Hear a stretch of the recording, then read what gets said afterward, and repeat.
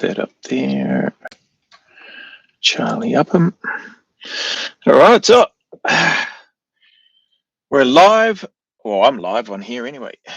Yeah, we're going to jump into, well, I'm a little bit early. So if anybody does jump in here, I think I scheduled this for 1:45. But if you're around and if you're free and if you feel like stopping by, then feel free. What do I got here? Oh, it's got a few people on here already. What are we today? Wednesday. 7 people. Thank yous for tuning in. Oh, yeah, that went down to 1. So there must have been some people that joined in by accident. Yeah, there we go. Yeah, I didn't think you would. Thank you. Shout out Rubber Kiwi for the link for the video to Mr. should be Sir Charles Upham. But anyway, don't mind me if I refer to him as Sir Charlie Upham as we go through VC Bar mentioned in dispatches or MID. Yeah, where are we?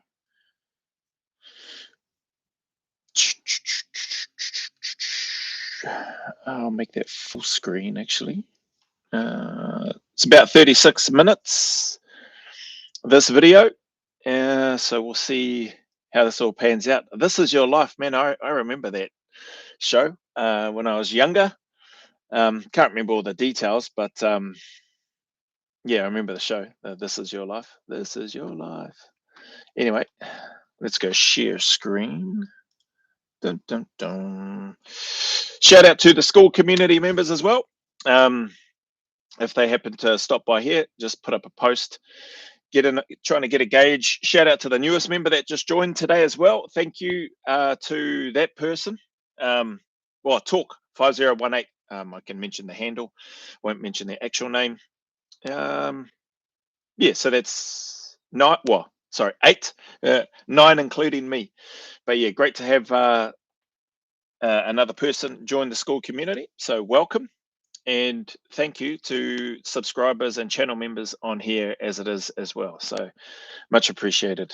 Let's go to share screen.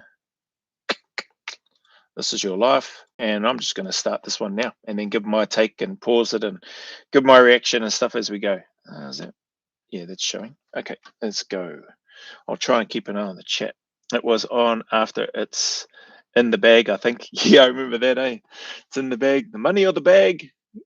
Remember some of the booby prizes, a toothbrush is one that I recall vividly.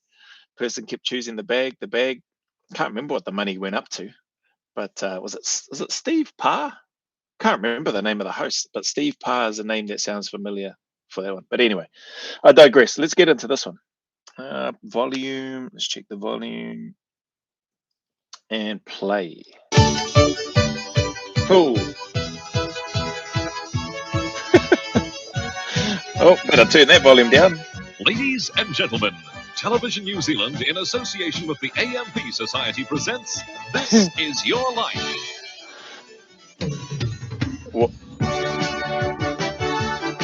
Well, I actually don't remember this sort of intro, but anyway. Good evening and welcome to This Is Your Life. Tonight you're going to be meeting one of our country's heroes, a person that most of us have heard of, but very few of us really know that much about. And that's because this person has never sought publicity or personal gain from what has been a truly remarkable life. We're at Wellington's... It's amazing just hearing him. So obviously we're talking about Charlie Upham, Sir Charles Upham here. I'm going to call him Sir, so again, even though he wasn't knighted, he should have been. But anyway, somebody that's never sought publicity or the limelight. The humble shepherd. Shout out at William Keith, one of the kind supporters of my channel, who I think is based over there in Australia. Served in the New Zealand Defence Force back in the day, done a whole bunch of other incredible things with his life, and he does some writing and stuff as well. And he sent me this quite a or really well put together document whereby he's done some writing specifically delving into the history of Mr. Charles Upham, VC Bar, MID, and yeah, it's very cool. Even the commentary from people that knew him, that served with him, that served alongside him as a subordinate to him, etc. Just a super incredible human being. Fort Dorset. Just through these curtains is a cocktail party being thrown in honour of Their Excellencies the Governor-General, Sir David Beattie, and Lady Beattie. Well, let's go and join the party.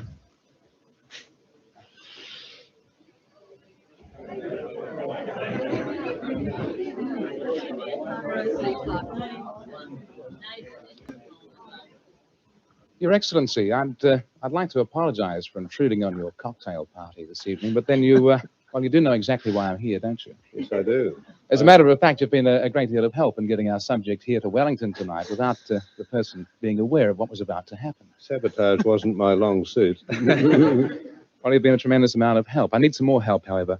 I wonder if... Sir, can I ask you, please, to read to me what it says on the cover of this book? Oh. This is your life, Charles Upham. Captain Upham, I would feel very privileged indeed if you would join me in a trip back to the Avalon Television studios for what is going to be a very special television program. Thank you. It's a story of a man who has 2 Victoria Crosses. Reluctantly, eh? This is the Victoria Cross, created in 1856 as the supreme award for gallantry in the face of the enemy. It's the highest of all honours that the sovereign can bestow, and is open to all who serve in or with the forces of the British Crown. Since its inauguration in 1856, only 3 people have been awarded the VC twice. This double Victoria Cross is known more correctly as the VC and Bar. In the Second World War, 196 Victoria Crosses were awarded. Only 1 person received 2. His name was Captain Charles Hazlitt Upham.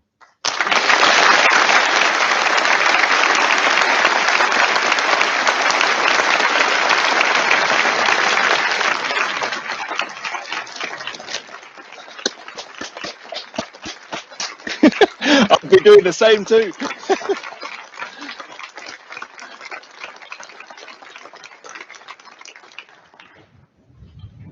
Charles, thank you very, very much indeed for joining us tonight as we tell your story. A story that began in Christchurch on the 21st of September 1908. You were born the son of a Christchurch lawyer.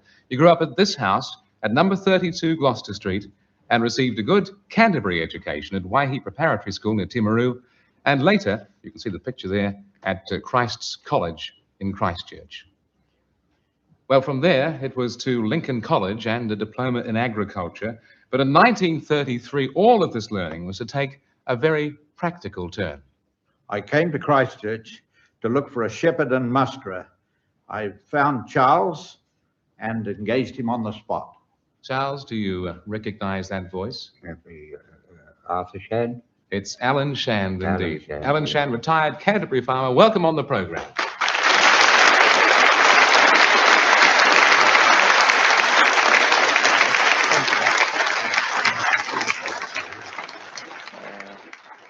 Alan, I'm glad you came up from Canterbury to join us. Take a seat.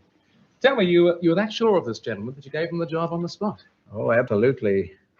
He showed a remarkable ability to appreciate any situation, and he always had his priority. This will probably get, dare I say, blocked, maybe, because I'm letting it run for so long. I mean, it's just not really much need for me to stop it so frequently like I have on other ones, but just the opportunity to hear about this incredible individual. So if it gets blocked or if it gets booted off YouTube, then that'll be why. Then I'll probably just shift it over to school and then at least I can do it there. Priorities correct, and he got on with the job. He did a good job for you, obviously, but he had some very strong characteristics. One of them, I think, was his attitude towards the animals that he worked with. Yes, he was the kindest man I think I've ever seen to his horse and his dogs and all animals. And it was nothing for him to go out of his way to get that little extra piece of feed for his animals. Actually, I am going to pause it there. This lines up with, where the bloody hell is it? The post that I'd put up. Actually, let me just go to see if I can get it on the document. I wonder if I drag that over there. Ah, damn, it won't go. Hopefully the live is still there when I swipe the screen. I'm not sure. But some of these comments and stuff in here from some of the people that knew him, holy heck, just amazing. The words that they have to say about this guy. Where is the one that There's bloody heaps of them. I just copied and pasted one of them. Where is it? Dun, dun, dun. That's not it. Maybe I just need to go to the post that I put up. Apologies, peeps. You'll just have to bear with me because I'm going to look to find it. Post. There we go. Posts.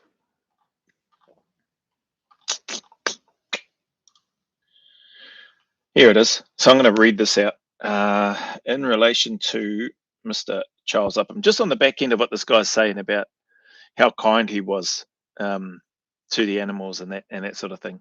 But it seems like to people and with people as well.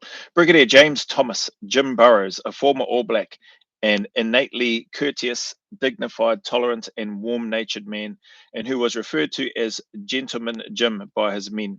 When asked what kind of man Upham was, replied, "It's a pretty difficult question to answer. You're unfolding a story about a very brave, gallant man. I think it would be a pity if he was remembered only for that. Those of us who served with Charles know also that he was a very good leader. The men had confidence in him because of the very high standards that Charles set, both for himself and for the men under his command. They trusted him because they knew he always put their welfare, their safety before himself." Imagine if our leaders in government and stuff did that, or just in general, leaders anywhere. They trusted him above all because he would never set them to anything that he wouldn't do himself. Massive leading by example there in terms of Mr. Upham. Rest in peace. VC Bar, MID. Charles was a fine leader. And on top of that, quite frankly, he is the softest, most kind-hearted character that you would meet in a day's march. Just a man. I mean, that just, when I copied and pasted that into the post that I put up with a few of the images and stuff, I think it was yesterday, that just came to mind when I listened to this guy talking about how kind he is, how good he was. 1 in a million, this fella. The bravery and courage that he showed, but to read this here, quite frankly, he is the softest, not in a blinking, timid, scared way by any means, softest, most kind-hearted character that you would meet in a day's march. That's amazing. That what's this? Never knighted, even though they tried repeatedly. Turned it down. I'm in the middle of applying for the NZDF at the moment. Oh, good on you, at the Lego Kiwi. Good for you. Hopefully everything's going well with your application. Early stages, then, eh? You'll have all the aptitude testing and the medical and physical and all that sort of stuff, probably in the not too distant future. But hopefully everything goes well in your application at the Lego Kiwi. Sorry. The King asked about the second VC and was told Charlie had earned 3 or 4. Yeah, there we go, Billy. Hey, shout out, Billy. I mentioned you at the start. I grabbed some of the images and stuff out of what you've sent me, posted those up, but doing this video here to this just under 40 minutes. The great man, along with a swag of other soldiers. I was there when he attended the opening of the Army Museum in '78. Wow, lucky you, man. Far out. What's that bloody rubbish?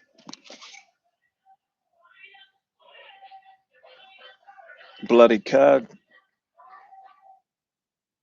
Oh, I think a car, or one of those blinking little teenagers riding around, maybe with all the speakers that they have on there, playing their bloody music. Anyway, it's quiet now. Wow, that's awesome, man. '78, you were there when you opened the far out. When you ask why we're doing this in the Army, it's because of Charlie. He's the goal that can't be reached, but we can try. Hey, you're welcome, Billy. All good, man. Anyway, let's get back to this video, and listening to more about Charlie's incredible, or just hearing a little bit more about Charlie's incredible life. Whether it's his horse or his dogs or other people's horses or dogs. Well, looking back with the benefit of hindsight, Alan, can you look at this gentleman here with this remarkable life story? Could you say that in those days there was something that stood out to you about him as a person? Yes, there were many qualities. Yeah. I would say Mr. Charles Upham, rest in peace, he's probably not overjoyed about having to sit there and have people talk about him so kindly. It's obviously well deserved, right? But it just a testament to the humility of the man, especially if he's declined multiple times to be knighted and all that sort of stuff. Yeah. Apart from all those I've mentioned, Yes. but Well, we're absolutely pleased that you came on the show tonight to tell us a few things about those early days of mustering with Charles in Canterbury. Alan Shand, thank you for joining us on This Is Your Life. Ladies and gentlemen.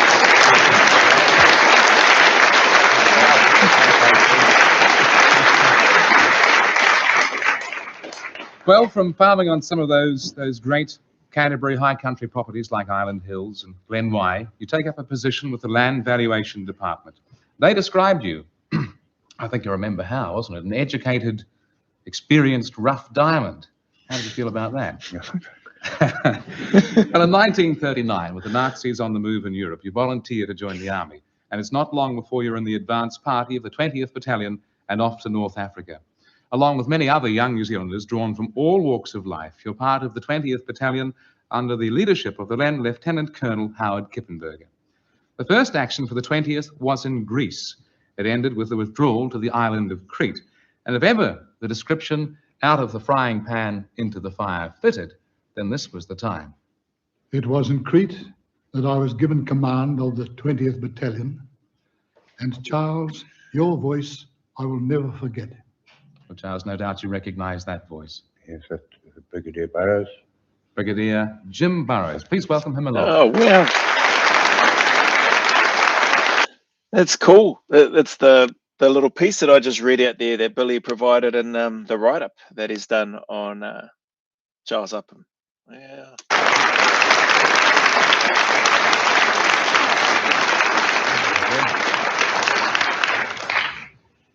Brigadier Burrows, please join us here on the set of This Is Your Life. Welcome along. I know that you and Charles particularly have shared some remarkable times together. I'm sure the events that took place in May of 1941 on the island of Crete. So imagine if we had social media around back then and having the opportunity to speak with people like this. I mean, what I like about now is, so during my time going through, there wasn't the stories being shared. They didn't have platoons named after VC winners. I had a person comment in one of my videos. I think they said when they went through their basic training in 2010, I think it was, they were in Charles Upham's platoon, Charles Upham VC and Bar, MID. And it's cool to know that they actually have the platoons, how they have them now, or how they've had them for quite some time by the sounds of things. They named them after Victoria Cross winners, the platoons that soldiers and stuff are in. So who was it? At the Lego Kiwi, or at the Lego Kiwi. All going well, you'll end up in Charles Upham's VC and Bar platoon.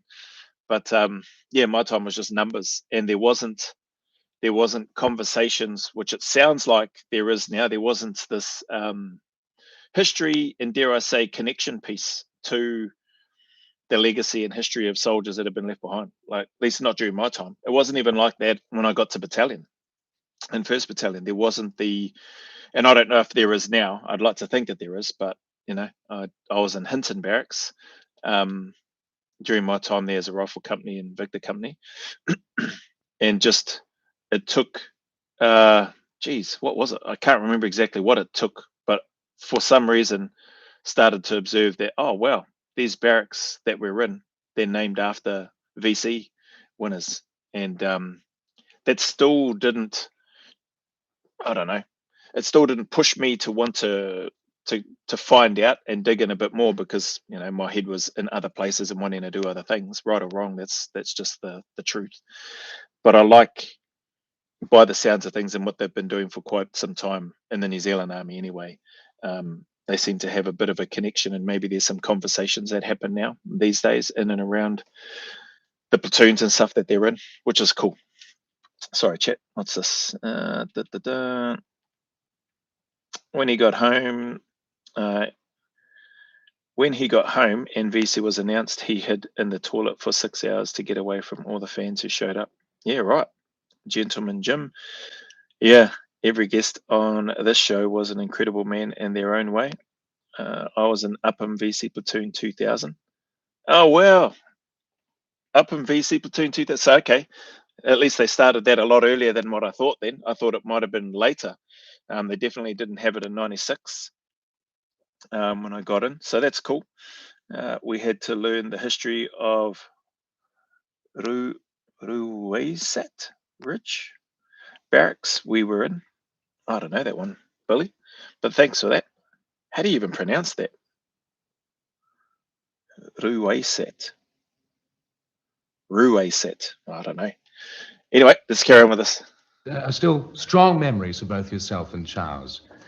On the morning of the 20th of May, the German... Sorry, yeah, very true, Rubber Kiwi. That every guest, you know, in their own way, and incredible individuals. Was it all male guests that come on to talk about him? Is it helped with unit pride, and no one wanted to let Upham down? Yeah, I bet. Yeah, just there must have been some. Yeah, I could imagine there would have been a lot of pride taken in that, you know, and getting that history and story. That's cool. Did they? Maybe you mentioned it. We had to learn history. No, where's Rubber Kiwi? Oh, where was it? 2000. Where's the bloody comment gone? Every guest. Yeah, read that. 2000. So were they giving Rubber Kiwi? Were they just reading your comment now? Up in Platoon VC, in 2000, was there like a little mini history piece that was done? Is that what was happening? Oh, we could probably talk about it in school later. So don't worry about typing it out if you don't want to, as we can catch up later. Invasion of Crete began, and what started as a distant drone became an ear-shattering roar, as hundreds of German aircraft came overhead to release a human cargo of thousands of German paratroopers. They faced a brave but ill-equipped army of British, Greek, Australian, and New Zealand soldiers. With no air support, little artillery, and communications wrecked by endless enemy air attacks, the Kiwis' job was to defend one of the prime targets, Malmö Airfield. In the confusion of battle that followed, the Germans gained a foothold on Malmö. But on the night of the 21st of May, the 20th Battalion, under the command of the then Major Burrows, as well as the Maori Battalion, were to counter-attack. Well, to succeed, as you well remember, you needed the cover of darkness. But as dawn broke, it was clear that the advance, frustratingly close to success, would have to be called off. Brigadier Burrows, you mentioned when you came on the show tonight about remembering Charles's voice. Now, that was a recollection from that particular battle, was it not? Yes, Charles's voice.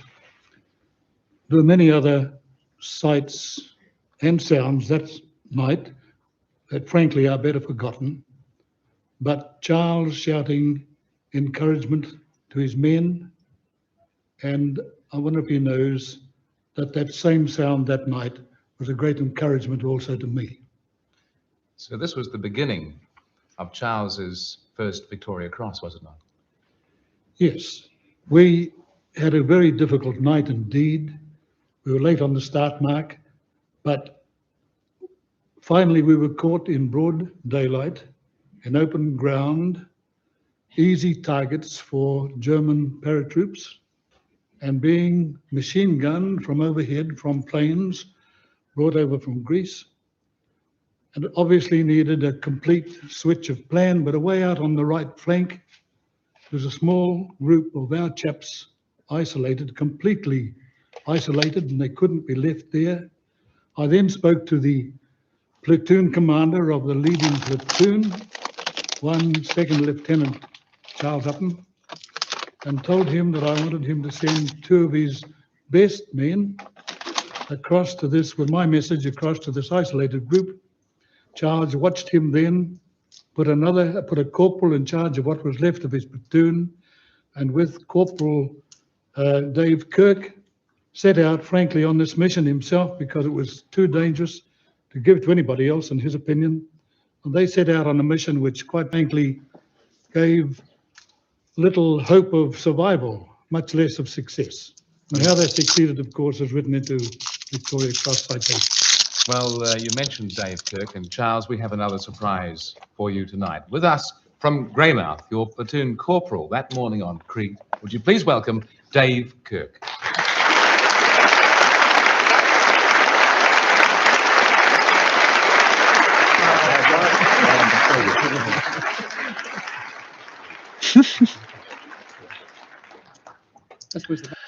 Just the man, the bonds, the friendships, that have been forged through the work that these men have done, the experiences that they've had.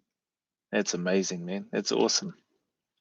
Sorry, just seeing the all four platoons had their own VC, got the history lesson the day we enlisted at the museum. Oh, cool. So is that the day of the attestation, is it? And then you've got the lesson there. That's awesome. What a great place to do it too. Real. Look forward to your comments. That's the rubber kiwi. Did they tell you about him getting his Jeep stuck doing a recce before that battle and convincing a German patrol to help dig him out? Yeah, I think that's in Billy's. I think I remember reading that somewhere. It might have been from your stuff, Billy. But yeah, pretty crazy. And how he managed to do that, I don't know if he ever spoke about it. What's that? A group of Italians he persuaded to dig it out. I can send you the paper I wrote if you would like it. Oh, there you go. So it was Italians, group of Italians. Right. Okay. Yeah. So there's probably. I told you it was at Ruiz Ridge. I mean, yeah, I did read that before. Was that too? I told you it was at. Oh, that's Billy and Robert Kiwi having their own conversation. So, yeah, let's get back to this. And you described as one of the finest fighting men you'd ever known, Charles. Yes, the finest, I think. You must have some very vivid memories Wow. of that particular dash across the countryside. Imagine being called the finest fighting soldier, or words to that effect, that you've ever seen by Charles Upham. Wow, that's awesome. Hey. Well, Dave was amongst all his other virtues. He was one of very athletic, a very fit fellow. I remember him telling me before the war he used to play rugby union on Saturdays and league on Sundays over on the coast, and you'd have to be fit to be able to do that. But Dave was always, he always carried a Bren gun, which was a heavy gun, and heavier than a rifle or anything.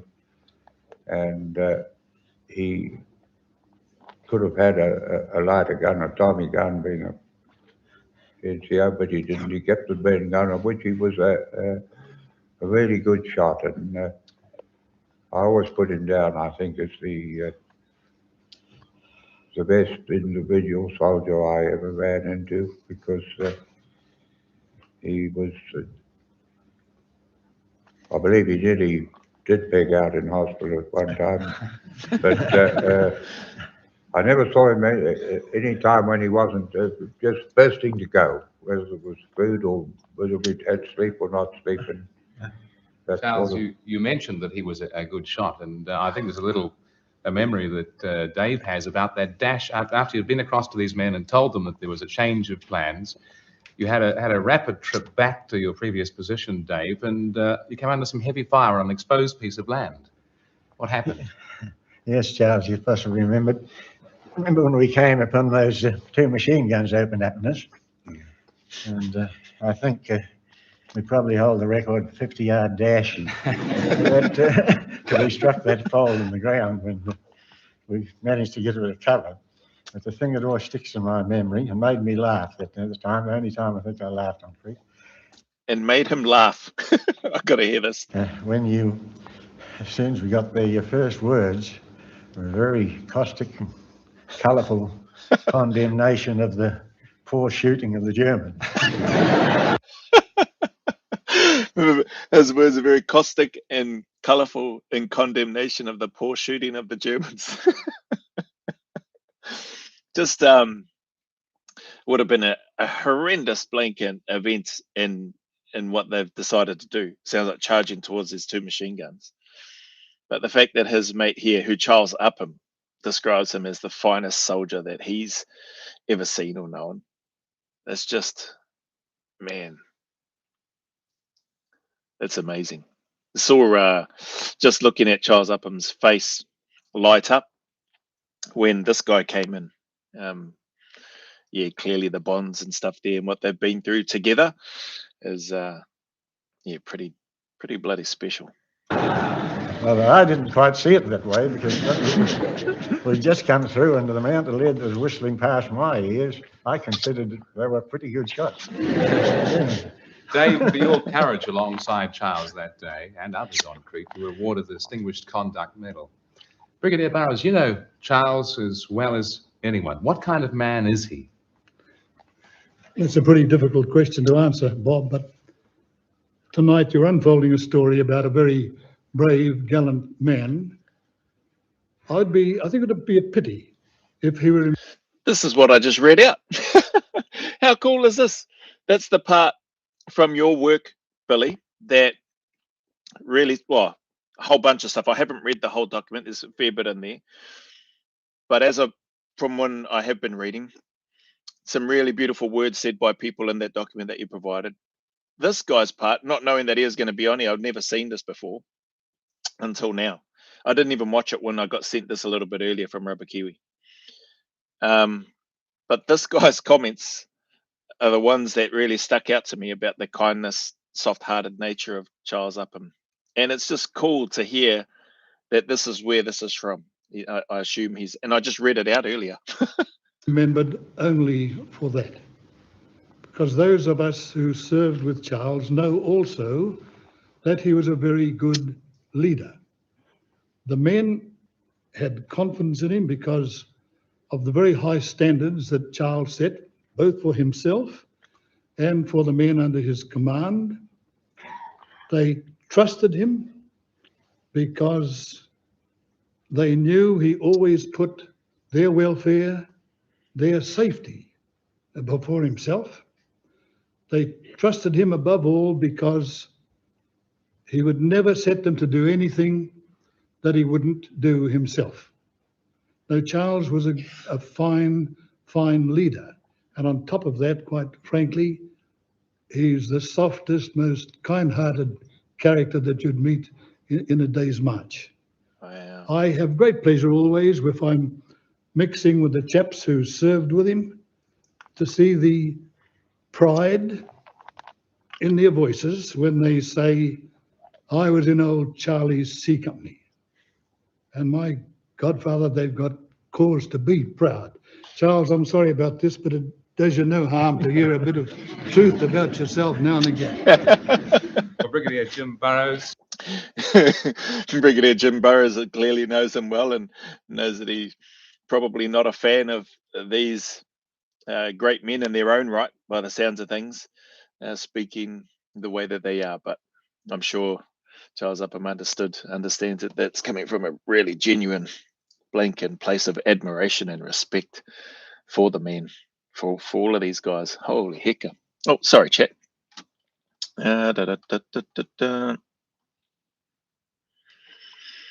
Let's see, yes, please.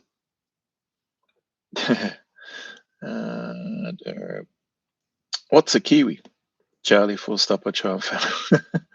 My corporal is here, all is well with the world, is what Charlie's face says to me.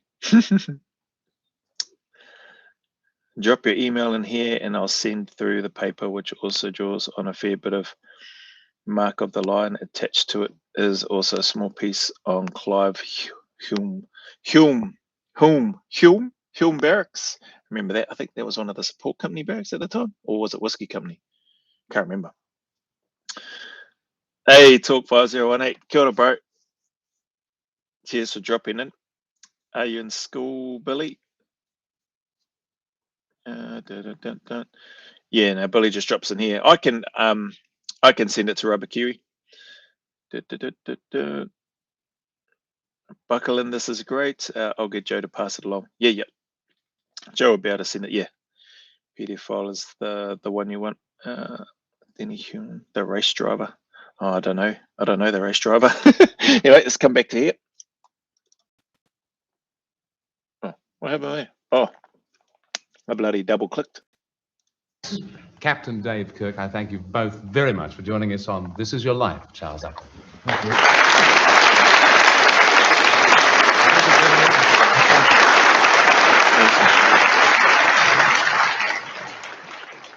the Battle for Malomé Airfield was just one of the many historic actions that took place on Crete. And what followed, as you all drew to the embarkation beaches at Sfakia, is well recorded by the military historians. Our next guest remembers those days very well.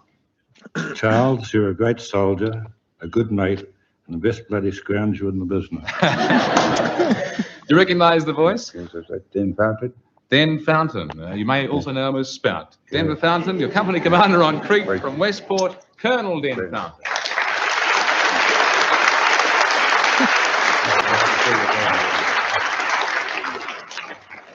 Well, welcome along, Den. What was this about Charles being an expert scrounger? That sounds pretty intriguing. Well, Charles, I do apologise for using that word scrounger. It's not appropriate. But you were the... What's the word? Pretty handy at coming by No. things. Acquiring? He was the big chief who acquired things Yes, I got one. for the use of his own troops and the welfare of them, and also the conduct of the army. But I do assure you, he never acquired those at the expense of anybody else, Charles. Of course, when the battle for Crete was over and the men were being withdrawn off the beaches, you had to give Charles a message that he may not have liked very much. Well, firstly, of course, Charles had dysentery right from the time we opened Kikuki Pass in Greece. And afterwards, he got winged in Crete itself. And General Kippenberger, or Colonel Kippenberger at that time, commanding the 20th Battalion, he instructed me that Charles had to go off that night.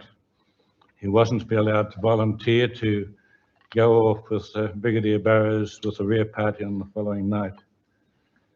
So I tucked him under my arm and we got him onto the boat and got him back to Egypt again. Right. Well, Colonel Denver Fountain, or should I say Spout, welcome and thank you for joining us tonight on This Is Your Life.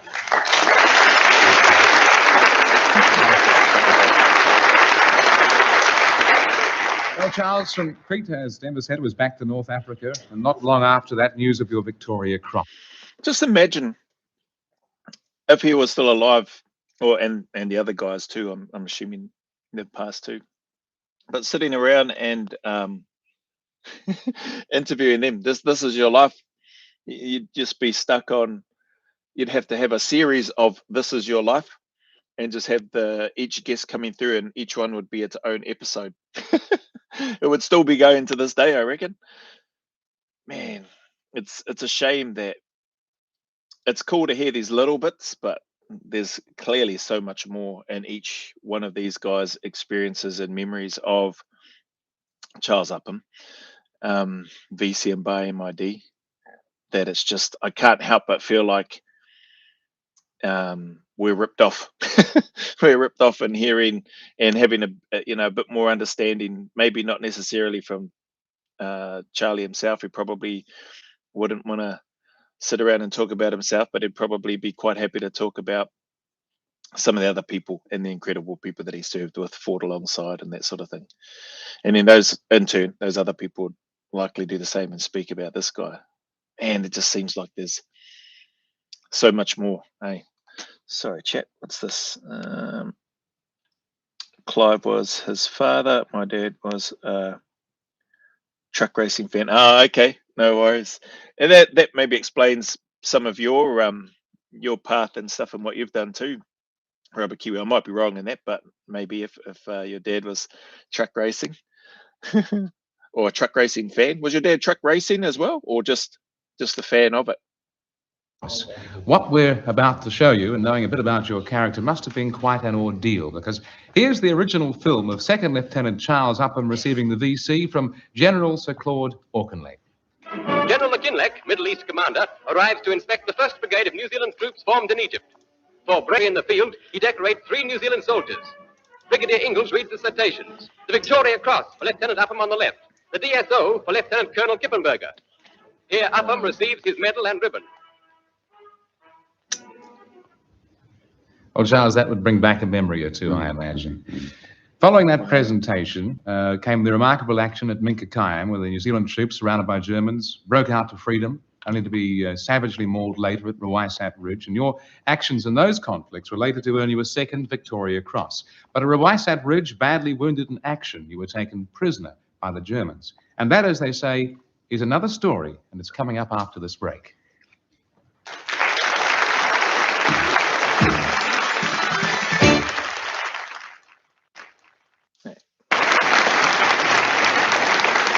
Welcome back as we continue. This is Your Life, Charles Upham.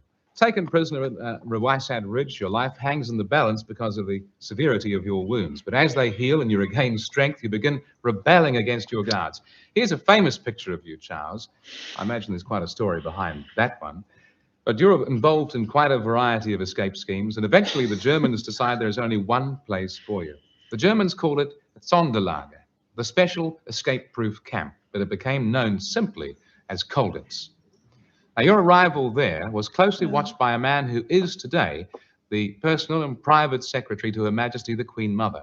As a member of her personal household, he lives at her residence, Clarence House, in St. James's Palace, London. But back in Colditz, he was the camp adjutant. And we took our cameras along to Clarence House for this special message from Sir Martin Gilliatt. Charles, I'm delighted to send you greetings on this exciting day when I know that you've been picked out for the This Is Your Life program in New Zealand. After now 41 years, I remember only too well that day, a Saturday in October 1944, when I was adjutant at Colditz, and it was reported to me that a new arrival had just come into the camp. He came from New Zealand, and apparently his name was Upham. None of us had ever heard of you, Charles, at that time. All this business about 2 VCs was totally unknown to us. Having recently had the bad experience of the Germans planting a traitor in our camp, and we not having taken any notice of this, he then managed to hand over to the Germans details of all our escape schemes and tunnels.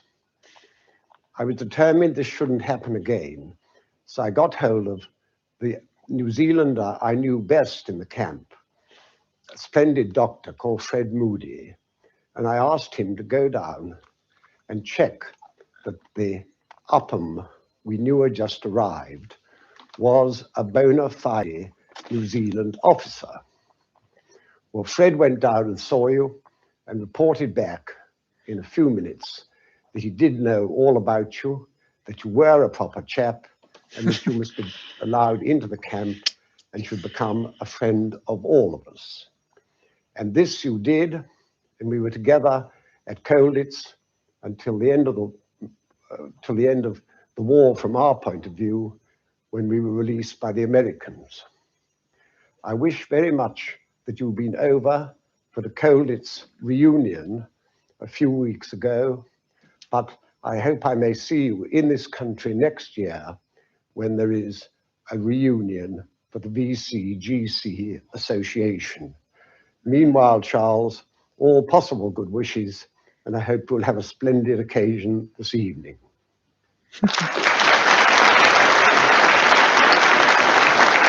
That's cool. Very nice gentleman indeed. Yeah. Well, see how you go on recognizing this voice, Charles. Good evening. You're not too bad yourself there, Charles. Oh, sorry, chat. Very uncomfortable. Went a few amateur days. Oh, sorry. Where are we? Went to a few amateur days. He went to a few amateur days for a few laps. Just as work truck dropped the trailer and see what she can really do. Oh, nice. They all are very uncomfortable in talking about things. See how humble they are. Yeah, I reckon, eh? How good they are and how much they care about other people. Man, I'm still annoyed. Call of Duty made a character inspired by Charles Upham VC. Oh, did they? But made him Australian on the game. Correct up. Douglas about how that RAF pilot with no legs was in Colditz as well. All the bad boys were All right. Douglas Batter. I don't know who that person is, but thanks for that, Rubber Kiwi. Charlie, or as I said at the time, what do you know, Kiwi? You recognise the voice, Yeah, Charles? that's Doc Moody. That's Yeah. Dr. Fred Moody, indeed. Colditz POW and retired Superintendent-in-Chief of Auckland Hospital Board, Dr. Fred Moody. When I saw him walk out, I initially thought Kelsey Grammer. Dr. Moody, we're thrilled that you could join us tonight. Thank you. Where was Charles when you said those now famous words to him? Charles was actually in the shower, and I was in the courtyard. And I chose this particular turn of phrase because I hoped that if the man in the shower happened to be Charles Upham, I naturally hoped that I would get a positive and significant response. Well, I almost frightened to ask, actually, but did he get that response? I got that response, and Charles came over to the grill window, and I was able to identify him as Charles Upham, and lately to vouch for him. I see. Charles, do you remember what you said in reply to Dr. Moody that day? No, I remember Fred calling out, "Hiya, Kiwi," you see.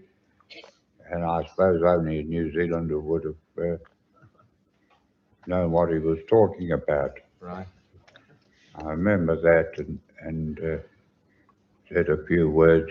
Well, actually, I do have the copy of those words here. If you don't mind, I'll read them out. The words were, "What the hell is this place? It looks bloody awful to me." Had you met Charles before that time, Fred? No. You haven't? Well, Colditz was a very hard place. Of course, it was meant to be. But I believe that Charles gave as good as he got. Oh, yes. Oh, yes. Yes. My abiding memory of Charles Upham in Colditz was his uncompromising attitude to German soldiers and German officers and guards. He indulged in irritating them to good cause because he would come out on parade either with a cigarette or his old pipe in his mouth. On most occasions, Pupka, your old pal Pupka, or Eggers, let him get away with it. But occasionally, Pupka and Eggers objected, and then there was trouble, wasn't it, Charles? Well, Dr. Fred Moody, thank you for joining Charles tonight on This Is Your Life. Ladies and gentlemen. Just that there in that little story, there's so much more. There's so much more in that I'd love to listen to and hear, including from the other guests, right from the sheep herding. The Humble Shepherd is the name of Billy's write-up, by the way. But yeah, from all of that stuff to education to, you know, the catalyst for him joining the military and then heading away. Man. Well, Charles, Fred became a close friend of yours at Colditz. Another New Zealander, now living in Scotland, was also part of your close group of friends there. I'd like you to have a look at this. Hello, Charlie. I think it must be at least 20 years since we last met, and I value very much this opportunity to pay my tribute to a very distinguished New Zealander. I've always appreciated our friendship, and although we haven't seen anything very much of each other over a very long time, I do hope we'll be able to do so in the not too distant future. I wish you all the very best. Well, that was Major Edgar Hargraves. You used to call him something else, didn't you? Well, he was in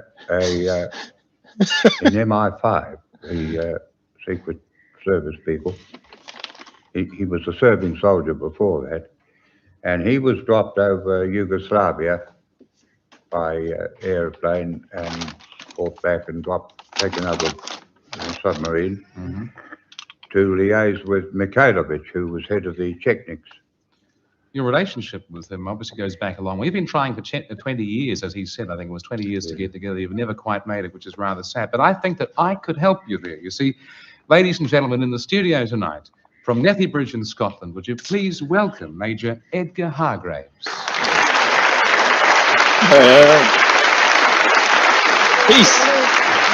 He's a bloody big lad, eh?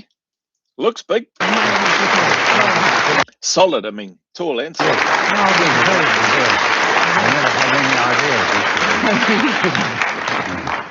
Major, please sit down. You've had a long trip, and I thank you very much.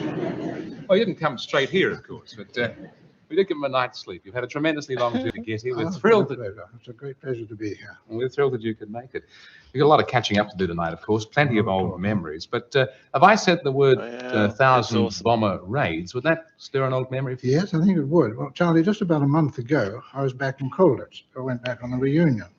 And walking around the courtyard there put me in mind of one morning when you and I were walking around the courtyard, perhaps towards the end of the war. It was, I think, about January or February of 45.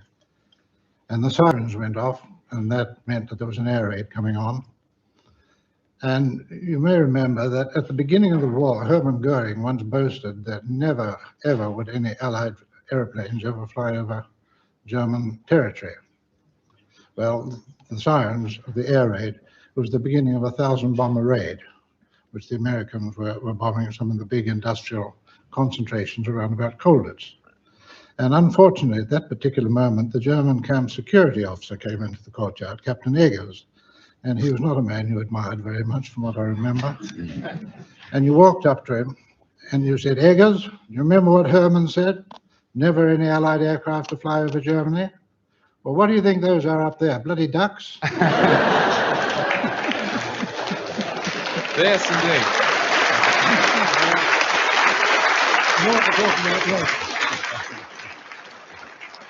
Major Hargraves, thank you very much indeed. There'll be plenty of time to catch up on old memories at the dinner we've arranged for you after the show tonight, Charles. When the war was over, you travelled to England. And It's awesome that they must have cost, a bit of money to get this to get this sort of. This is a great use of taxpayers' money.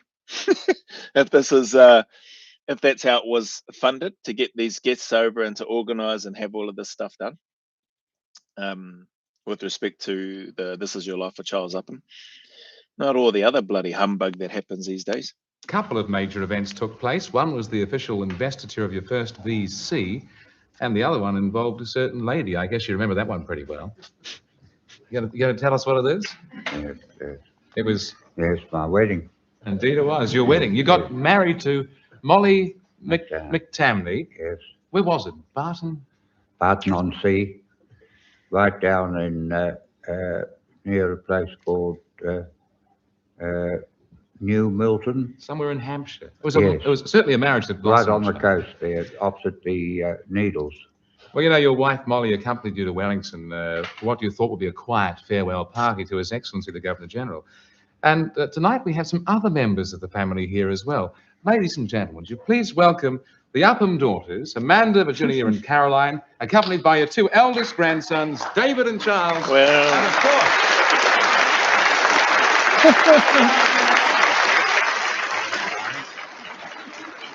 That's awesome. And of course, that lovely bride from Barton-on-Sea, Molly McTamney, now Molly Upham. We thought the night, yes.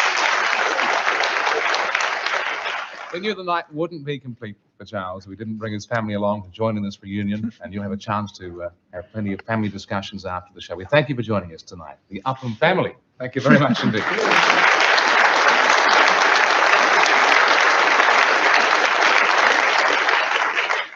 Well, Charles, when you arrived back in Christchurch in September of 45, you must have been overwhelmed by the immense public reaction to you. It was announced a few weeks later, of course, that you'd been awarded a bar or second VC. And things went crazy. It must have seemed as if the whole world wanted to shake your hands. Do you remember what that felt like? Mm-hmm. Well, from the people of Canterbury came a remarkable gesture. A public appeal was started, and they raised £10,000 to buy you the farm that you often dreamed about. I remember. Again, you would think that the government would step in and do something like that for him, but the fact that sounds like the locals or people got together, what an awesome cause, eh? To get people to band together, give what they can, however much or however little people can, in support of somebody that's done what this guy's done. It's just blinking. That's the sort of world we want to live in. sort of country we'd want to be a part of. Yeah, man. Anyway. How embarrassed you were by the people's generosity. But the solution was typical Charles Upham. Charles, that's the voice of your old friend and wartime comrade, Beau Cottrell. Yes.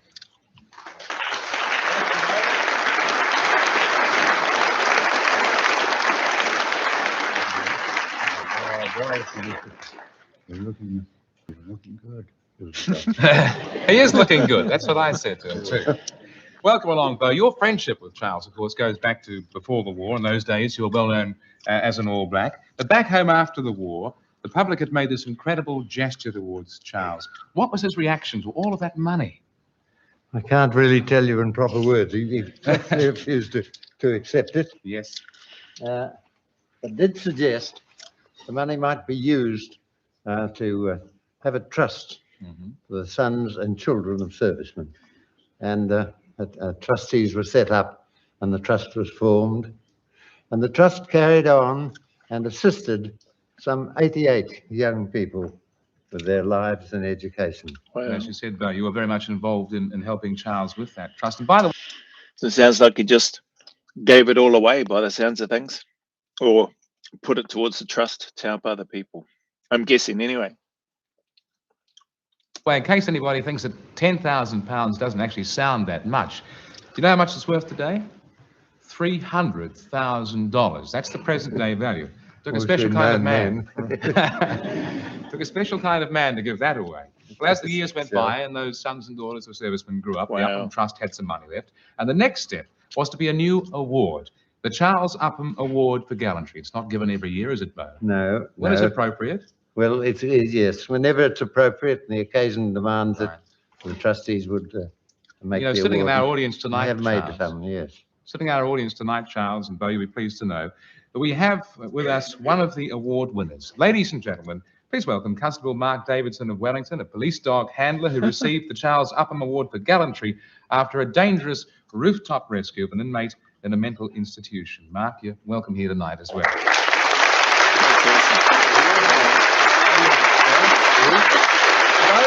Thank you for joining us tonight. What we get? Ladies and gentlemen, Mr. Beau Cottrell. Thank you for joining us. And now, Charles, joining us, a man who can speak with authority on behalf of all New Zealanders. Ladies and gentlemen, please welcome His Excellency the Governor-General, Sir David Beattie.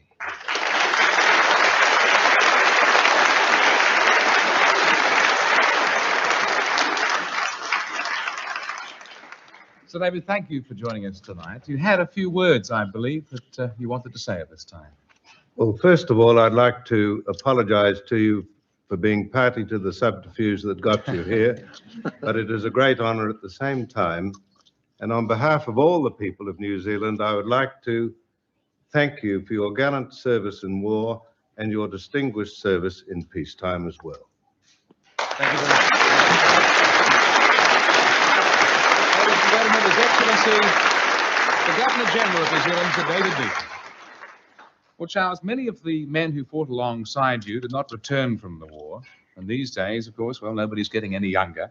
But as a final tribute to you tonight, we've managed to locate many of the surviving members of your original platoon in Greece.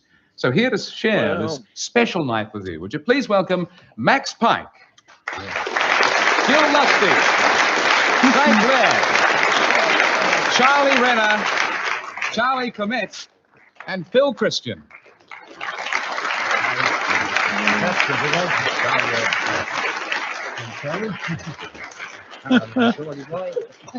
It's a nice way to end the show with you amongst some very good old friends. Charles, there's nothing much that I can say that could add to the respect and affection shown to you by people like the gentleman here and the guests we've seen tonight. You gave our country hope in its darkest hours. And so to finish, I would like to quote from a description of you. It was published in a book about the inmates of Colditz. The book is called Detour, and alongside your picture, this is what it said. Captain C.H. Upham, VC Bar, New Zealand Military Forces. An officer and a gentleman. Determination and singleness of purpose personified. Loyal, quiet, unassuming, and friendly. Charles Upham, this is your life. That's awesome.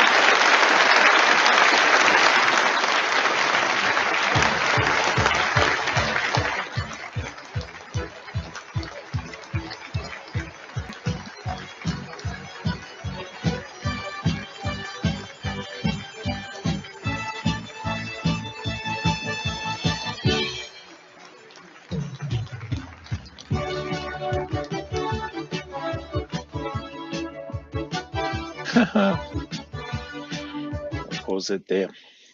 That's cool as. Thanks for sending that through again, Rubber Kiwi. Shout out to you for sending through the link. Yeah, awesome, eh? Cool to see some of the guys that he would have been in charge of working with, setting the example for the ones that at least they were able to get in touch with anyway and bring them there. Excuse me. The network, I suppose, if that's the right term, for flying all these people or however they got them there. Just a one in a million, eh? One of a kind, one of one in terms of Charles Upham VC Bar mentioned in dispatches. Amazing, incredible. This lines up nicely now with Karen. I'm reading through some of the stuff that that is sent through, so I'll get to that. Have a bit more of a read. I have read through some of that stuff. Yeah, and even what I've read so far is just super impressive. Such a humble man. Just let his actions do the talking by the looks and sounds of things in terms of what little we've heard in here. I can't help but feel like I mentioned earlier, that we've missed out, or ripped off isn't the right word, but you know what I mean. Like, it would have been great to hear more, to know more, to hear from him in his own words. Such a quiet, humble man. You're right, Rubber Kiwi. Lots of similarities between him and Willie Upiata VC, just in terms of their communication. And Willie likes to keep a low profile too. Have asked, not recently, but when I was doing the interviews and stuff, and even before the Poppy Day little video that I did with him, even that was a surprise. He actually called me up and asked me if I wanted to go and help out on the Poppy Day thing with him, and then have a bit of a cordial after, which he wasn't. He was, I guess, still sort of reluctantly willing to do it, as long as the other guys are in the were in the video too, his other mates. So at least we got that. But yeah, I don't pester him too much with anything to do with that sort of thing, in terms of having to sit down cordial, just because I know what he's already shared. But I did say, from time to time I might reach out, and he's always been cool. Did invite him, like I said, to the Kokoda Walk trail with Travis Hokart over in Australia, and then the business that he runs there, and doing the Kokoda crossing, which would have been an Anzac Day time this year, but my wife and I were in Perth during that time, so we missed out. And Willie did come back, because I opened up a spot for him, Pillars for, so shout out Pillars for Pilgrims and Slotty and them over there. But Willie got back to me and let me know that he would be able to. Just he had some family stuff to do as well. So well, never mind. As we go, you never know. He might change his mind. Might have an opportunity to connect with him. And have a bit of a chinwag. But there's definitely some similarities there, as I think of the Reluctant Hero video, DVD, documentary on Willie, and then seeing Mr. Charles Upham and just how, I suppose, his natural quiet nature. But man, what stands out to me is just some of the comments around his kindness, his leadership and his kindness. Couldn't ask for much better, eh? Imagine if our government ministers, members of parliament, imagine if our government had Blinken a quarter of the qualities of this man. This country, I reckon, would be in a much better place. Imagine if our party members, our government, didn't have the same type of mindset when it came to, being paid, in my opinion, ridiculous amounts of money for Blinken doing truck all, this country would be in a better place. Oh, well, where are we? Dum, dum, dum. It's the same. Sorry, chat. The same Fred Moody who did all the eye surgeries around the Pacific, amongst many other great things. We made all these guys. Eat your heart out, Tom Cruise. That's what a real spy looks like. Charles is getting excited now. Who else is here? Wait for it.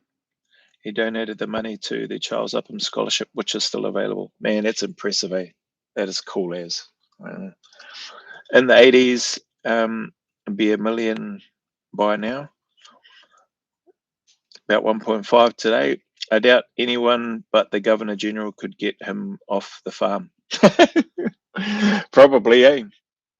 They skipped a lot of the exciting stuff, but then again, it was all exciting. Lunchtime. Hey, Jace. Imagine if we all tried to become like Charles.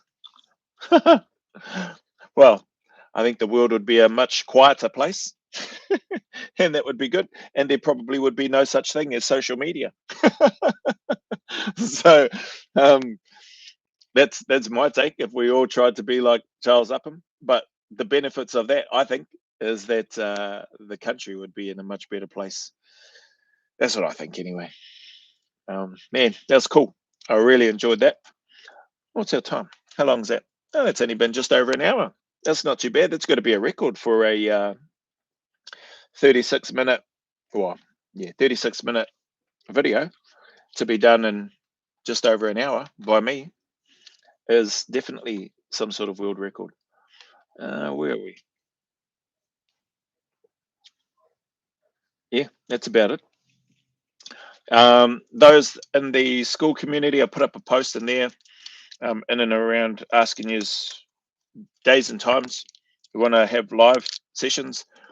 Seems like members in there can't start their own live, which is a shame. But the live that I'd set up, the first one, which I'd scheduled for 3 hours, sounds like it was still running even after I had left. So people were able to jump into that and have a chat amongst themselves, which is cool. So if there's days and times that we want me to set in the calendar, live connect, so that just community members can catch up if they want to, and gas bag, that's all good. I can do that. See what you think anyway, and whack them in the thread that's in there in school, and then I'll look to start setting some of those up depending on my own situation. Some of those might be a mix of the lives that I'll run and do stuff and or reactions to, and I'll have conversations on the Q&A stuff. There may be people that are looking at either preparing to go to the army or preparing for selection or whatever. As I mentioned, school communities open and available for that, or part of the, currently as it is, there aren't different tier levels within school. It's just the one thing. So access to all the interviews, the opportunity to send questions through for me to ask the guests. Rubber Kiwi got the questions that you've sent so far, and a couple of other people from YouTube in regards to questions for Rob Maylor this coming Saturday. So this Saturday evening, I'll be tied up doing an interview with him, a pre-recorded one, but I'll include those questions and things like that, just to, because they're not 100% sure, I guess, from their perspective, which is fair enough, how it'll all pan out and things like that. And some of them are much more sort of not withdrawn, that's not the right term, reserved would be the better word to use.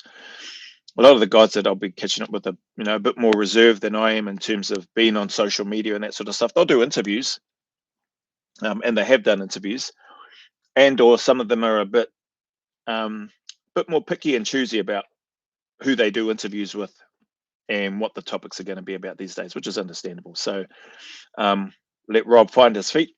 We'll do a pre-recording away without the live peanut gallery chiming in at this stage, but that is the longer term intent for those guests, as I've always said, that are open to doing that. And I think Rob will be one of those guys that'll be more open to engaging and being on live streams and that sort of stuff, or whether that's with me or whether that's on his own stuff. We'll see how that goes. And yeah, he's got some exciting stuff coming up. So yeah, this Saturday, busy. Had a really good catch up with Des Powell. So I guess maybe I'll just give a bit of an update on here while I'm here. Whoever decides to stop by and watch, continue to still be here after. But had a really good catch up with Des Powell, author of the book Bravo 30. Actually, let me share his page. It's got his own little website up so people know who is this guy. There he goes. If people don't know, share screen. And we must have been chatting for about, this is his website. He didn't do it. He had somebody that did it up. These are his 2 books. He is working on a 3rd. He does the right things. He's gone through the MOD over there in the UK. This is his first book that I've got that he's done. And then this one, My Trial by Fire, True Stories and Life Lessons from SAS Selection. He does some public speaking stuff. A few photos and stuff in here. Oops. Services. He's still getting after it. Does a fair bit of speaking, some fitness stuff, and partnerships in terms of who he's working with. There's his, or some of his contact details. It's not the private one. I won't give his private email on here. But yeah, looking forward to, hopefully, he's heading off to Dubai to catch up with his family for a bit of a holiday soon. So not connecting this week, but hopefully in a few weeks' time, maybe when he's back from his holiday and stuff like that. But yeah, just a really solid guy, good dude. So I can stop sharing that. What did we yap about? Man, we yapped about everything. His family, I had heaps of questions for him. He had heaps of questions for me. And then he's like, "Can you believe it, Joe? Like in a couple of weeks, I'm gonna be 70." I was like, "Holy heck!" Yeah. So he's going to be 70 years, still sharp as upstairs. I asked him how his Arabic was going, if he's still speaking Arabic, and he spoke a little bit back, and he said, "Yeah, still got that." So yeah, it was just really nice to catch up with him. He spoke highly of the other Kiwi guys from the NZ unit here that were all part of the team. He was asking me about how they were. I said, "Oh, it's only a couple of people really that I've spoken to and caught up with recently. The others are busy doing other things, and I haven't really been in touch." But that did prompt me to then follow up and then just send her a message. So he asked me to pass on his regards to all of the lads. I said likewise from me to the UK lads. Yeah, but it was awesome, man. I lost track of time. Had to call him for his 9 o'clock in the morning, so it was about 8 p.m. here for me last night. I want to say, I think, man, time just flew by, and I think might have been nearly 10 o'clock, or maybe it was after 10 by the time we finished, somewhere around there, or maybe it was 9:30. But anyway, well over an hour. Good to hear about him and how he's going, what he's up to, and how his kids and stuff are going. Yeah, lots to talk about. So he's a bit picky. He's one of those that's a bit picky about which podcasts he does, and if he's not really keen on doing them. But he'll do them from time to time. So I did ask him, I said, "Hey, can you do me a favor? Like, can you just have a think about while you're on the holiday, whether or not you'll have a chat with me?" So we'll do that pre-recording, and then this is where it would be, this is where it would sit, etc. So he goes, yeah, no. He goes, no, let's reconnect again in about a month or so. We'll have another catch up and then go from there. So wish me luck on that one. We'll see how that goes. Another update. Heard back from, well, I've already mentioned Horse, so just got to try to call him yesterday. He said for me to give him a call. I did try to call him. I should have tried to call again, but he's not long out of hospital and recovering and stuff at the moment. So I'll try and call him again today, just so we can try and lock down a day and time. Mark Law, heard from Mark Law, which I'm stoked about. He's been busy. Just today. Sorry, Joe. Oh, hi, Joe. Sorry, been away, busy with work. Good to hear from you. Yeah, keen to have a chat. Better face to face. So I did say, like, I'll travel to wherever Mark is, if that helps. Better face to face, but not sure where you are, or if that's or if that's achievable. Thanks for the offer. Let us know when you have a mo. Cheers, Mark. So yeah, things are moving in the right direction. May not be moving as quickly as I would like, personally, because obviously, when you start and you get on a roll, like you want to start interviewing all these incredible people, like, well, for me anyway, ASAP. Like now, I wouldn't be sitting here doing the live if I had, so, if the lads were available for me to be doing the interviews and stuff. That's what I would be prioritizing and doing that and whacking those up in the school and then clipping those for shorts and that sort of thing. But there's lots of cool stuff coming up. Oh, was it? Des was going to put the feelers out to. I've actually contacted Colin. I'm not sure. Oh, there's some blanking things in here. Trying to get in touch with Josh Jacobson, ex-NZSAS guy. Hopefully, no guarantees, but hopefully trying to get in touch with old David Seymour here in NZ from the political side of things. I've asked Shubs off, I think, did I do it on the recording or off the recording? Anyway, I asked Shubs today anyway. I said, hey, would it be possible, not necessarily to interview for my channel, if David Seymour's open to that, I'd gladly do it. I'd probably put that on the YouTube one rather than just in school. Yeah, just because I have some questions and stuff from. There's some stuff that I've heard David Seymour say that I actually think is pretty solid. Not that I've made up, definitely nowhere near making up any decision in terms of who I'm voting for this year, if I even vote this year. But I'd like to pick his brain around policies, what their plans are, when are all their policies available, where are they, what's his view and opinion on a whole bunch of things. So if that comes off, fingers crossed, wish me luck on that one.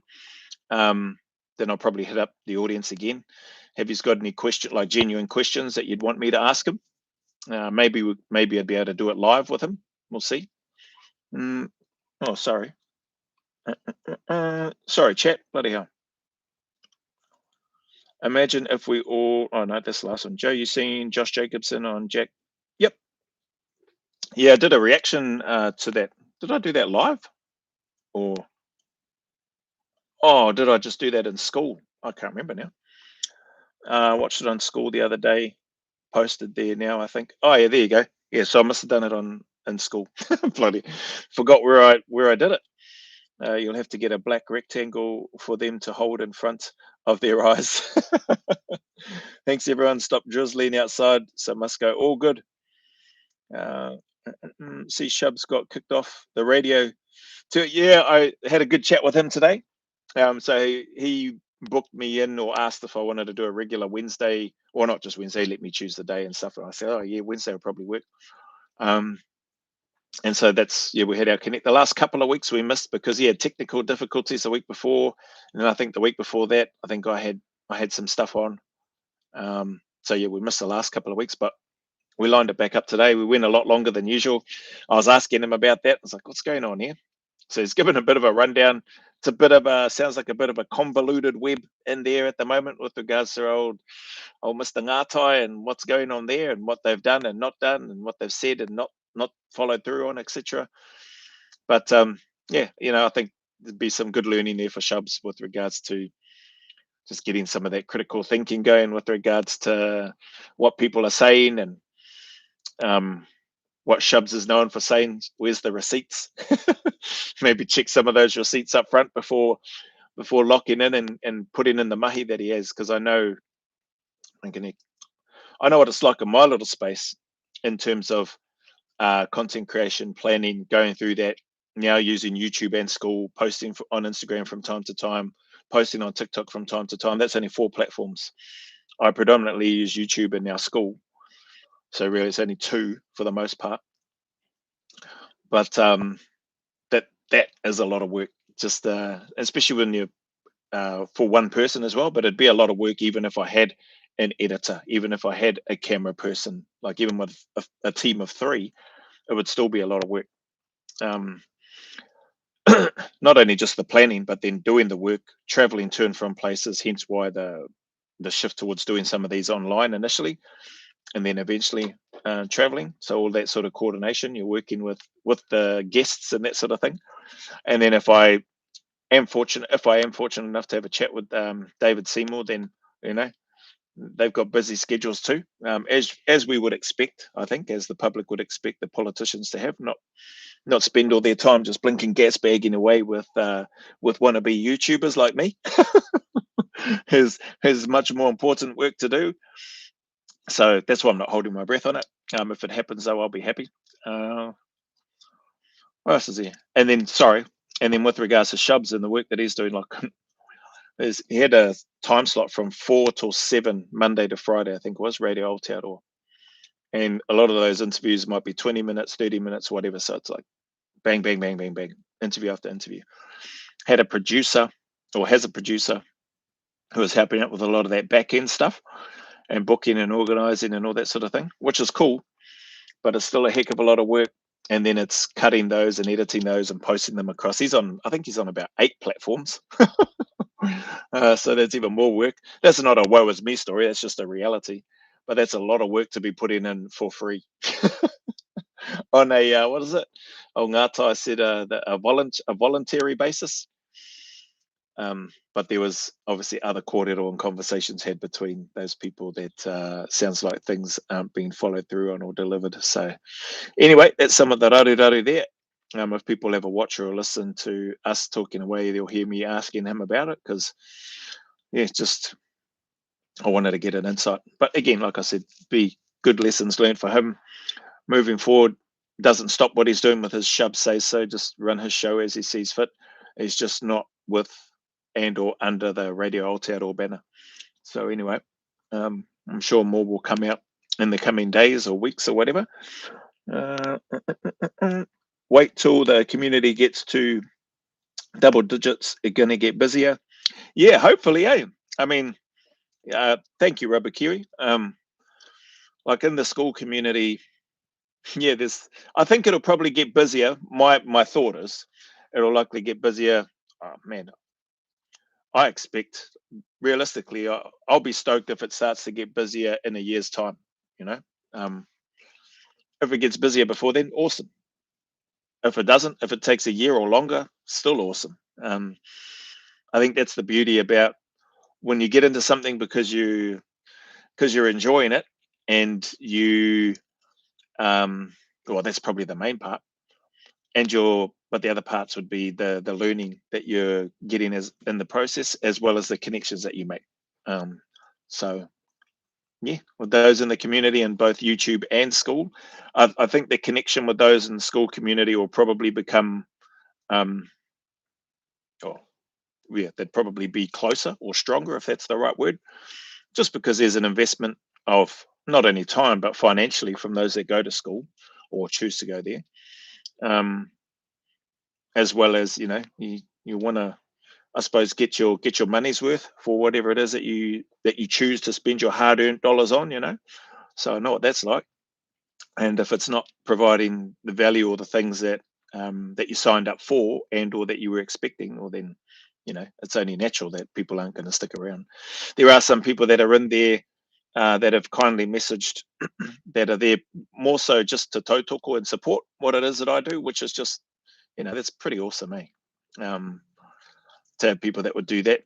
Come and go as you please. There may be some months whereby people can't pay the fee for that month or several months in a row, and that's all good.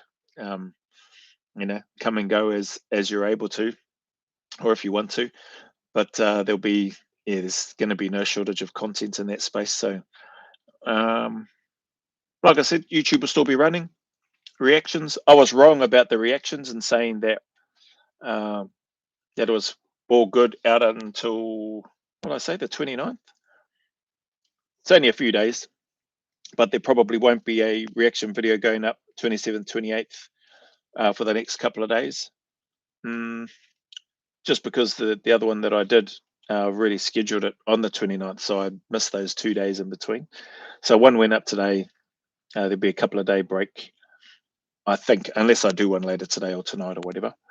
But I've got a bit of other stuff to do for school, which is where a lot of the time and attention for things will be going, as I'd already mentioned. Oh, who's in here? Oh, let's see. It's from Colin. from Colin McLaughlin. So, or McLachlan, I think. Worked with him, so he's one of the X22 lads. He's got a very, quite a decent profile on social media and that sort of stuff. Highly regarded speaker. He does a lot of speaking these days. Does a great job too. I've watched some of his stuff online, but just heard back from him, which is cool. So he's just got here. Good to see you doing well, bro. One of the good ones. Keep smashing it, pal, and let me know if you're ever across in Scotland. I 100% would. But hopefully I can do a connect with him in the coming weeks and yeah, have a chat with him. I didn't realize when we were working together on the NBC contract in Baghdad at the time, he was not long out of the regiment, but not long while they were in Baghdad. He was one of the guys that got captured. And I haven't watched that story yet, or not all of it. I've watched bits and pieces, heard bits and pieces of it. Excuse me. But I'd love to delve into that into more detail. I'll probably watch a little bit more. But he's got some funny skits and stuff online too, on YouTube. Plays a certain character. I was like, oh bloody hell, this guy needs his own Netflix series. But yeah, really good sense of humor. Very, very smart, very intelligent, and really speaks really well. So I can see why and understand why he's in quite high demand with regards to the speaking engagements that he has. So it's good to hear from him. I did hear from one of the guys, I won't mention his name on here, one of the Aussie lads, really good fella. I did hit him up. What did I say? I've got it here. It's got, hey bro, look at you living the life, mate. Hope you're well. This is one of the ex-Aussie SASR guys. If you ever get this message, just know I'd love to reconnect and interview you one day. If you're ever open to the idea, you can tell me how much of an idiot I was for leaving the Sub 1 course and refusing to go back because we were both on that course together. No stress at all if you're not keen. Completely understand, respect that. And then just much love to you and yours, bro. Best regards. And then he replied, he goes, hey, mate, great to hear from you. He goes, I tell you a story about Sub 1 all the time. Staunch as truck he's got, and then laughing faces. His apologies, mate. Although I love to listen to everyone else's perspectives and experiences, I don't think I'll be doing any. I'm currently working with one of the other lads and a fella called, I won't mention his name as well. He knows you, but maybe only from reputation and mutual friends. So, yeah, small world in terms of who you bump into and based on your connections and who you know from past experiences or jobs or whatever.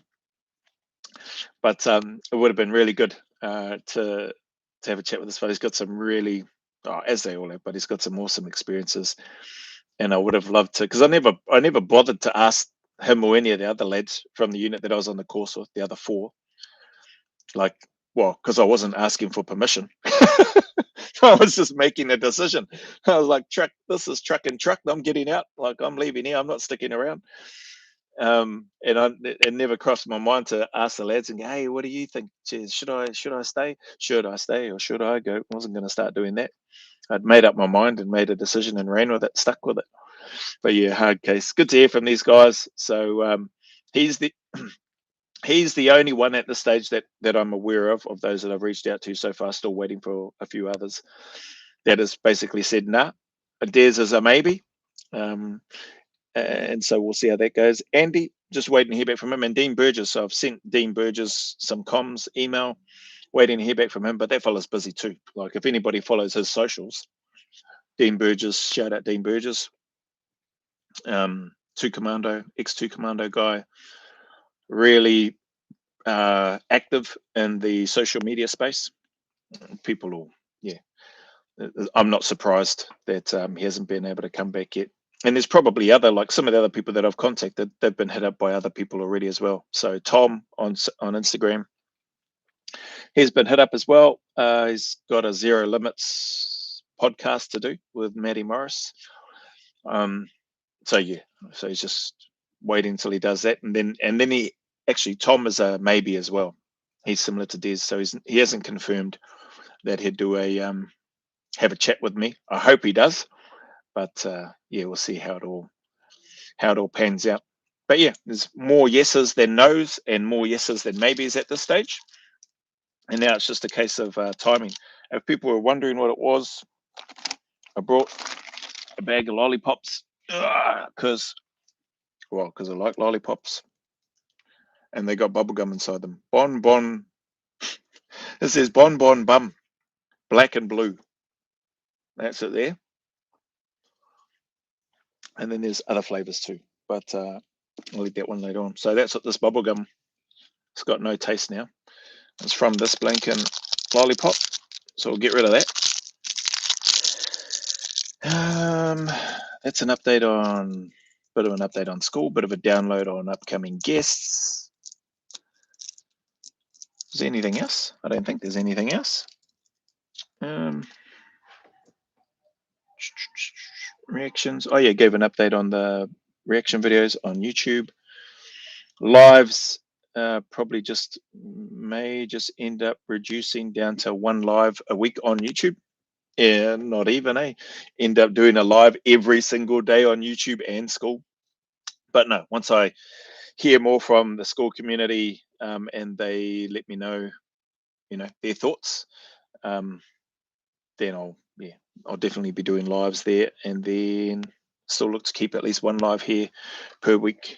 I got a bunch of photos and stuff that I asked Rob to send through, so I'll be putting those up in regards to like some of the other stuff that has happened, and then hopefully looking to promote his future endeavors as well. Similarly with Mark Law, obviously looking to promote his book, but looking to try to get more of an understanding of the man and what he's doing now, and ask him about that twat Patterson, who Blinken didn't provide any statements or whatever in the legalities of what was happening with Mark and his business and stuff. But yeah, lots of I think interesting, cool stuff coming up. So if you're here for that, and or if you're one of those that wants to wait to see what happens and see how things progress before jumping in, then that's all good too. Like I said, it helps when you've got a long-term plan. Long-term plan, I use that term loosely, in terms of knowing that I'm going to be doing this long-term and that I've already been committed to this for the last 17, 18 months, and that I don't see that changing. Not unless something drastic happens in our family situation. Then, Lincoln, what is it? The sky's the limit. Yeah. So patience, discipline, consistency, enjoyment of the things that you're doing and or wanting to do. And I think with that, it's a pretty good formula or recipe for good things to happen when they're supposed to happen in due course. So no expectation of anything happening soon or anything like that. Having a more, dare I say, practical approach or more conservative mindset, if that's the right word, in terms of things will happen when they're meant to happen. And I'm happy with that. When you can be at peace with that sort of stuff, if and when anything happens sooner than you expected, then it's just an extra bonus as far as I'm concerned. So yeah, looking forward to it. Thank you all very much for your time and support. Subscribers here on YouTube, members on YouTube, and the community members in school. Appreciate you all very much. Likewise, those on Instagram and that as well, even though I don't use it as much. We'll see what happens on payday. You might be surprised, bro. Judale Morgan, thank you. You're welcome. And the Lego Kiwi. Hopefully everything goes well with your application into the NZDF. William Keith, thank you for the write-up. Rubber Kiwi, thank you for the link to Charles Upham, VC Bar, MID. Talk 5018, thank you for stopping by too. Jason C, thank you for stopping by. Rubber Kiwi's always here, so which I'm grateful for too. So thank you for that. And Judale Morgan, thank you for again stopping by when you can. I'll let you go, peeps. Look at that, only an hour and a half, pretty good, eh? Hit the hearts first this time, and then the hundreds after, and then the confetti. I think it's confetti. So yeah, that's that. Appreciate you all. Look after yourselves. Enjoy the rest of your Wednesday. Hump day today. All downhill from here. And you'll see me on the next one. Ka keeps peeps. All right. Dun, dun, dun. Bum, bum, bum, bum, bum, bum. Cheers, Rubber Kiwi. In stream.